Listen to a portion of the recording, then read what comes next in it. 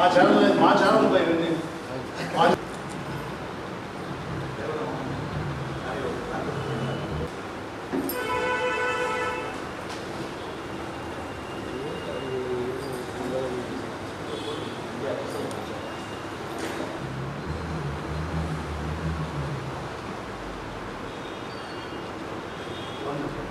జీతం ఎక్కువ సాగుతున్నకి సామర్థ్యం అన్ని సింగ్ అవుతుంది.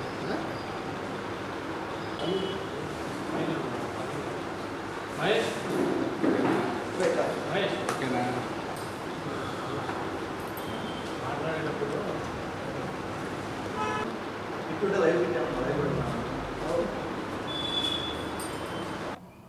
మొదటిగా ఆంధ్రప్రదేశ్ ప్రజలు ఎంతో విజ్ఞతతో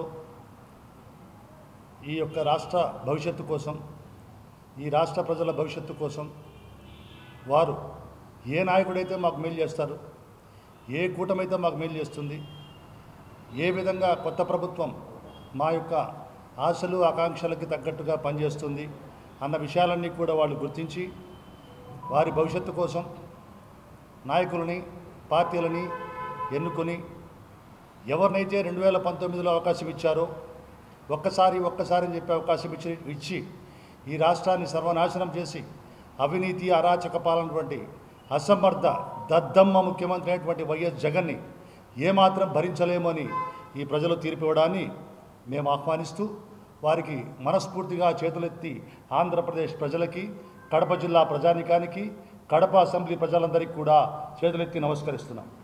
అలాగే ధన్యవాదాలు తెలుపుకుంటున్నాం. ముఖ్యంగా ఇవాళ ఈ యొక్క అద్భుతమైనటువంటి విజయానికి కారణమైనటువంటి ఒకే ఒక్క నాయకుడు, విశ్వసనీయత కలిగిన నాయకుడు, ఈరోజు మా నాయకుడు శ్రీ పవన్ కళ్యాణ్ గారు, మా జనసేనాని ఏ విధంగా 10 సంవత్సరాలు అవమానాలు అపజయాలు ఎదుర్కొని ఆయన నిలబడి అన్నిటికీ ఆటుపోట్లు ఎదుర్కొని అన్నిటికీ ఎదురొడ్డి నిలబడి ఈరోజు ఈ యొక్క గొప్ప విజయానికి కారణమైనాడు. ఈ విజయం మామూలు విజయం కాదు, చరిత్రలో లెక్కించదగ్గ విజయం ఇది.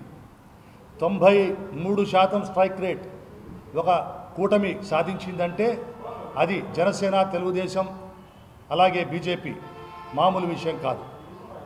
అలాగే ఈ మా జనసేన పార్టీ 100% స్ట్రైక్ రేట్తో 21కి 21, 2 ఎంపీల స్థానాలకి 2 ఎంపీలు కూడా సాధించామంటే అది మా నాయకుడి యొక్క లక్ష్యాలు, సిద్ధాంతాలు, ఆయన యొక్క నాయకత్వ పటిమ, ఆయన పైన ఉన్నటువంటి ప్రజలు పెట్టిన నమ్మకానికి, అలాగే బీజేపీ పెట్టిన నమ్మకానికి, తెలుగుదేశం పార్టీ పెట్టిన నమ్మకానికి అవి ప్రతీకలు.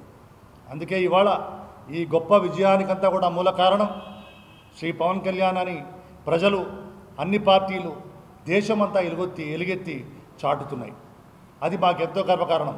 జన సైనికులుగా, జనసేన కార్యకర్తలుగా మాకు గుండెలు నిండేటువంటి గొప్ప ఆనందకరమైనటువంటి విషయం అది.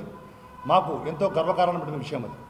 అటువంటి నాయకుడి యొక్క ఆధ్వర్యంలో, నాయకత్వంలో మేము పనిచేస్తున్నందుకు మేమెంతో గర్విస్తూ ఇంకా రాబోయే భావితరాలకి మంచి సుపరిపాలన అందించాలని, మా నాయకుడి నాయకత్వంలో మేమంతా పనిచేయాలని, ప్రతి ఒక్కరికి కూడా కుల మతాలకు అతీతంగా, అందరికీ పార్టీలకు అతీతంగా ప్రతి ఒక్కరికి కూడా మేలు చేయాలని, పారదర్శకమైన పాలన, జవాబుదారీ పాలన అందించడంలో మా నాయకుడు ముందుంటారని, ఆయన అడుగుజాడల్లో మేము నడుస్తామని మేమందరం కూడా ప్రజలందరికీ తెలియజేస్తున్నాం. అలాగే కడప అసెంబ్లీలో ముఖ్యంగా 20 సంవత్సరాలుగా తెలుగుదేశం పార్టీ కానీ ఏ ఇతర పార్టీ కూడా ఇక్కడ గెలిచే సందర్భాలు లేవు. అలాగే 30 సంవత్సరాలుగా ఒకే సామాజిక వర్గాన్ని కట్టబెడుతూ వచ్చినటువంటి సందర్భాన్ని మనం చూసాం.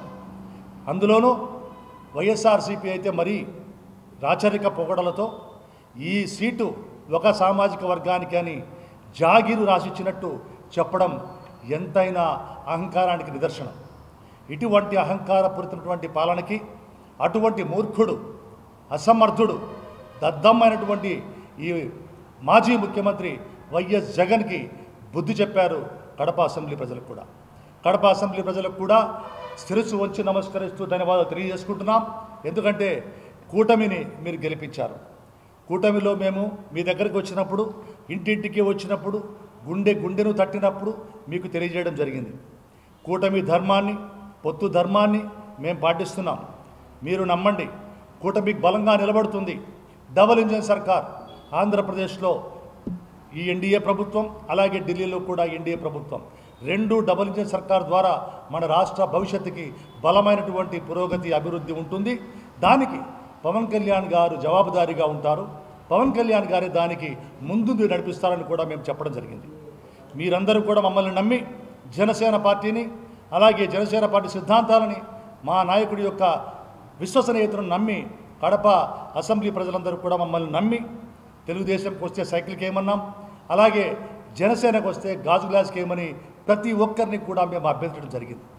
ఆ సందర్భంగా కూటమి ధర్మంలో భాగంగా ఈ యొక్క సీటుని తెలుగుదేశం పార్టీకి ఇవ్వడం వల్ల ఖచ్చితంగా Janasena party 100% Janasena vote bank అంతా కూడా తెలుగుదేశం పార్టీకి కూటమి ధర్మంగా పూర్తిగా ట్రాన్స్ఫర్ చేయడం జరిగింది. ఈ యొక్క కూటమి అభ్యర్థి రెడ్డప్ప గారి మాధవ్ యొక్క విజయంలో జనసేన పార్టీ యొక్క పాత్ర కూడా ఎంతో చాలా ప్రముఖమైనదని, అందుకు మీరందరూ ఇచ్చిన సహకారం మరువలేనిదని, మీ అందరి ఆశీస్సులకి, దీవెనలకి మరొక్కసారి కృతజ్ఞతలు తెలియజేస్తున్నామని జనసేన పార్టీ తరఫున, మా నాయకుడు పవన్ కళ్యాణ్ గారి తరఫున మీకు తెలియజేస్తున్నాం. అలాగే అక్కడ ఎన్డీఏ ప్రభుత్వం ఏర్పడి ఆ ప్రధాని ప్రమాణ స్వీకారోత్సవానికి కూడా ఆ యొక్క పండుగను కూడా జరుపుకొని వచ్చాం. అలాగే ఏపీలో కూడా ప్రమాణ స్వీకారోత్సవాలను జరుపుకున్నాం. మా నాయకుడు డిప్యూటీ సీఎంగా బాధ్యతలు కూడా స్వీకరించడం జరిగింది. స్వీకరించిన నాటి నుంచి ఆయన ప్రతి అధికార యంత్రాంగాన్ని, ప్రతి మంత్రిత్వ శాఖని పరుగులు పెట్టిస్తూ, రివ్యూలు చేస్తూ, ప్రజల కోసం, ప్రజల సమస్యల పరిష్కారం కోసం ఆయన పాటుపడుతున్నారు. అటువంటి గొప్ప నాయకుడు, ఇటువంటి మార్పు, ఇదే మార్పు ప్రజలు కోరుకున్నారు. మా కోసం నిలబడే నాయకుడు కావాలి, మాకు సుపరిపాలన అందించే నాయకుడు కావాలి, మా సమస్యలు వినే నాయకుడు కావాలి, మా సమస్యలకు పరిష్కారం ఇచ్చే నాయకుడు కావాలని ప్రజలందరూ కోరుకోవడం, ఆ దిశగా మా నాయకుడు ఈరోజు చేసి చూపిస్తూ, మా నాయకుడు ఎంతోమందికి కొత్త రాజకీయానికి, నవశకానికి, విలువలు గల రాజకీయానికి, విశ్వసనీయతకి ఒక అద్దం పడుతూ తన యొక్క మార్కు పాలనతో ఈ యొక్క కూటమి ఆధ్వర్యంలో శ్రీ నారా చంద్రబాబు నాయుడు గారు ముఖ్యమంత్రి గారి యొక్క టీంలో ఆయన పనిచేస్తూ ఈ రాష్ట్రం కోసం పరుగులు పెడుతున్నటువంటి దృశ్యాన్ని మనమందరం చూస్తున్నాం. ఖచ్చితంగా మనందరికీ కూడా నమ్మకం ఉంది, 30 సంవత్సరాలు వెనకపోయిన ఆంధ్రప్రదేశ్ని మన ఈ కూటమి ప్రభుత్వం, ఎన్డీఏ ప్రభుత్వం ఖచ్చితంగా గాడిలో పెడుతుంది. ఖచ్చితంగా సంక్షేమం, అభివృద్ధి రెండెడ్ల బండిగా, ఖచ్చితంగా 2 పట్టాలపైన నడిపేటువంటి ఒక రైలు బండిగా ఖచ్చితంగా మన నాయకులు తీసుకెళ్తారన్న నమ్మకం మనకుంది. అద్భుతాలు చేస్తూ, 11th డోర్ ఓపెన్ చేస్తూ, అవుట్ ఆఫ్ ది బాక్స్ నిర్ణయాలు తీసుకుంటూ, కొత్త క్రియేటివ్ ఐడియాలతో అభివృద్ధిని, సంపదను క్రియేట్ చేస్తూ వాళ్ళు తప్పనిసరిగా మన రాష్ట్రానికి ఈ యొక్క అప్పుల ఆంధ్రప్రదేశ్ దారి నుంచి స్వర్ణాంధ్రప్రదేశ్గా తీసుకెళ్లే దిశగా మన నాయకులు పనిచేస్తారని, చంద్రబాబు నాయుడు గారు, అలాగే పవన్ కళ్యాణ్ గారు పనిచేస్తారని, బీజేపీ యొక్క ఆధ్వర్యంలో వారి యొక్క ఆశీస్సులతో పనిచేస్తారని మాకు పూర్తి నమ్మకం ఉంది. అలాగే మన జగన్మోహన్ రెడ్డి గారి గురించి కూడా మనం మాట్లాడాలి. మీరు శాసనసభలో వచ్చి ప్రమాణ స్వీకారం చేసిన తర్వాత అన్ని శాసనసభ యొక్క నియమ నిబంధనలు, గౌరవం పాటిస్తానని మీరు ప్రమాణం చేసి మరుసటి రోజే శాసనసభకు రాకుండా పారిపోయారు మీరు జగన్ రెడ్డి గారు. ఇది కరెక్ట్ కాదు. మీరు శాసనసభ సంప్రదాయాలను తుంగలో తొక్కి తిలోదకాలిచ్చి మీరు పారిపోవడం మీ పిరికితనాన్ని సూచిస్తోంది. మీరు ఓడిపోవడం ప్రజాస్వామ్యంలో, రాజకీయాల్లో మామూలే, గెలుపోవటములు సహజం. నిలబడండి. మా నాయకుడు చెప్పినట్టుగా, స్పీకర్ గారు పిలిపించినట్టుగా, అలాగే ప్రతి ఒక్కరూ మిమ్మల్ని పిలిపించినట్టుగా మీరు శాసనసభకు రండి. ప్రజల పక్షాన గొంతుకు విప్పండి. ప్రజల సమస్యల గురించి మాట్లాడండి. డిబేట్ జరపండి. కొత్త నిర్ణయాలకి, మంచి చట్టాలను తీసుకురావడానికి మీ పాత్ర మీరు పోషించకుండా మీరు పారిపోయి వెన్ను చూపి, మీరు ఇన్ని రోజులు కూడా జగన్మోహన్ రెడ్డి అంటే ఒక ధీరోదాత్తుడు, సోనియా గాంధీని ఎదిరించిన వీరుడు, మాట తప్పని, మడమ తిప్పని వీరాది వీరుడని ప్రజలందరూ అనుకుంటా ఉన్నారు. కానీ మీలో నిజమైనటువంటి వ్యక్తిత్వం బయటకు వస్తుంది. ఇప్పుడు మీరు అసలే పిరికివారా, చేతగాని వారా, దద్దమ్మనా మీరు అని కనుక మీరు ప్రూవ్ చేయదలుచుకుంటే శాసనసభకు వెళ్లకుండా మీరు పోయి బెంగళూరు ప్యాలెస్లో దాంకోండి. మీకు కనుక ఏమాత్రం ప్రజలపైన ఒక అక్కర ఉన్న, ప్రజల సమస్యల పట్ల మీకు విజ్ఞత, ఆ యొక్క జవాబుదారితనం ఉన్న శాసనసభలకు వచ్చి మీ గొంతు విప్పి ప్రజల పక్షాన ఒక ప్రతిపక్షంగా ప్రతిపక్ష హోదా మీకు లేకపోయినా ప్రతిపక్ష పాత్ర పోషిస్తూ మీరు ప్రజల పక్షాన పోరాడాలని మిమ్మల్ని మేము అభ్యర్థిస్తున్నాం, పిలుపునిస్తున్నాం. అలాగే మీ అరాచకాలు ఆగడాలకి ఈరోజు మేము గతంలో కూడా చెప్పాం, మీ యొక్క ఆధ్వర్యంలో పోలీస్ వ్యవస్థ పూర్తిగా మీకు కొమ్ము కాసింది. వైసీపీ కార్యకర్తలుగా పోలీస్ వ్యవస్థ పనిచేసింది. దాంట్లో కొంతమంది సీఏలందరూ కూడా మీ కార్యకర్తలుగా పనిచేశారు.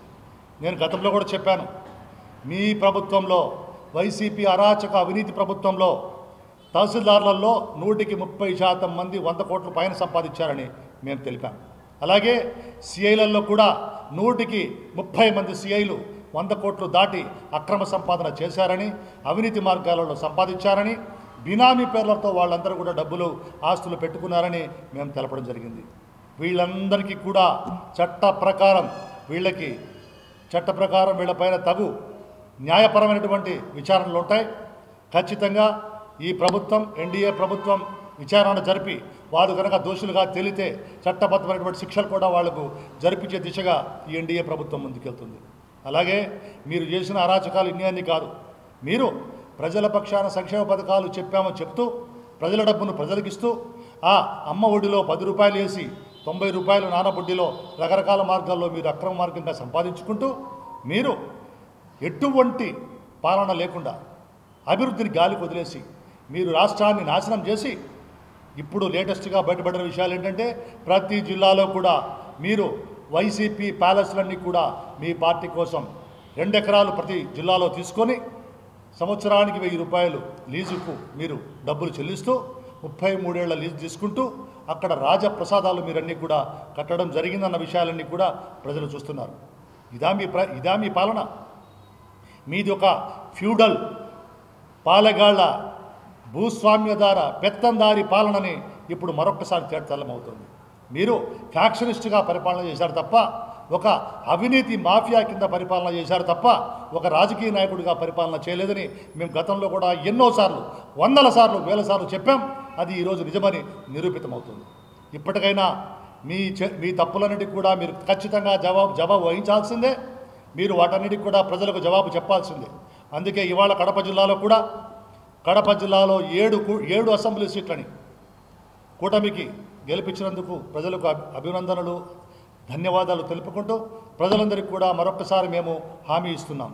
మీకు ఏ కష్టం వచ్చినా, ఏ బాధ వచ్చినా, ఏ సమస్య వచ్చినా జనసేన పార్టీ పవన్ కళ్యాణ్ గారి యొక్క ఆధ్వర్యంలో, నాయకత్వంలో మీకు అండగా ఉంటుంది. మీ సమస్యలకు మేము మా గొంతుకనిస్తాం. ఈరోజు మనం అధికారంలో ఉన్నాం. అధికారంలో ఉంటూ మీ సమస్యలన్నీ కూడా పరిష్కరించడానికి మన వంతు ప్రయత్నం ఖచ్చితంగా 100% చేస్తాం. అలాగే టీడీపీ, బీజేపీలతో కూడా మనం కూటమిలో ఉమ్మడి ప్రభుత్వంలో మనం కలిసిమెలిసి పనిచేస్తాం. అలాగే మా పార్టీ బలోపేతం కోసం కూడా జనసేన పార్టీని క్షేత్రస్థాయి వరకు బలోపేతం చేసుకుంటాం. ప్రజల ఆకాంక్షలకు తగ్గట్టుగా మేము ఖచ్చితంగా ప్రజల పక్షాన పనిచేస్తాం. 24 గంటలు కూడా ప్రజలకు అందుబాటులో ఉంటామని తెలియజేస్తూ మరొక్కసారి ఉమ్మడి కడప జిల్లా ప్రజానికానికి, అలాగే కడప అసెంబ్లీ ప్రజానికానికి, అక్కలకి, చెల్లెళ్ళకి, అన్నలకి, తమ్ముళ్ళకి, ప్రతి ఒక్కరికి కూడా పేరు పేరున కృతజ్ఞతలు తెలియజేస్తూ ధన్యవాదాలు తెలియజేస్తున్నాం. జై జనసేన. జై జనసేన.